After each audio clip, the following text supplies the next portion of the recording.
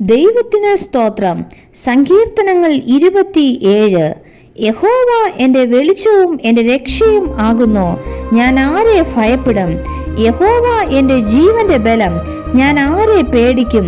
എന്റെ വൈരികളും ശത്രുക്കളുമായ ദുഷ്കർമ്മികൾ എന്റെ മാംസം തിന്നുവാൻ എന്നോട് അടുക്കുമ്പോൾ ഇടറി വീഴും. ഒരു സൈന്യം എന്റെ നേരെ പാളയമിറങ്ങിയാലും എന്റെ ഹൃദയം ഭയപ്പെടുകയില്ല. എനിക്ക് യുദ്ധം നേരിട്ടാലും ഞാൻ നിർഭയമായിരിക്കും. ഞാൻ യഹോവയോട് ഒരു കാര്യം അപേക്ഷിച്ചു, അതുതന്നെ ഞാൻ ആഗ്രഹിക്കുന്നു. യഹോവയുടെ മനോഹരത്വം കാണുവാനും അവന്റെ മന്ദിരത്തിൽ ധ്യാനിക്കുവാനും എന്റെ ആയുഷ്കാലമൊക്കെയും ഞാൻ യഹോവയുടെ ആലയത്തിൽ പാർക്കേണ്ടതിന് തന്നെ. അനർത്ഥ ദിവസത്തിൽ യഹോവ തന്റെ കൂടാരത്തിൽ എന്നെ ഒളിപ്പിക്കും. തിരുനിവാസത്തിന്റെ മറവിൽ എന്നെ മറയ്ക്കും. പാറമേൽ എന്നെ ഉയർത്തും. ഇപ്പോൾ എന്റെ ചുറ്റുമുള്ള ശത്രുക്കളുടെ മേൽ എന്റെ തല ഉയരും.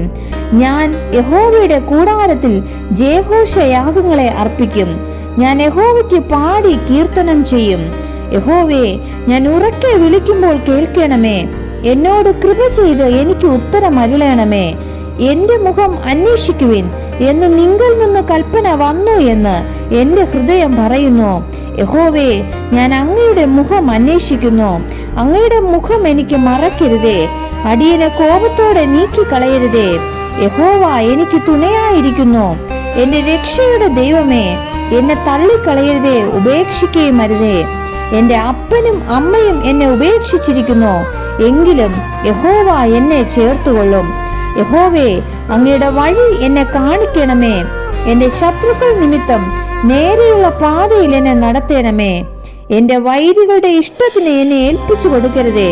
കള്ളസാക്ഷികളും ക്രൂരത്വം നിശ്വസിക്കുന്നവരും എന്നോട് എതിർത്തു നിൽക്കുന്നു. ഞാൻ ജീവനുള്ളവരുടെ ദേശത്ത് യഹോവയുടെ നന്മ കാണുമെന്ന് വിശ്വസിച്ചില്ലെങ്കിൽ കഷ്ടം.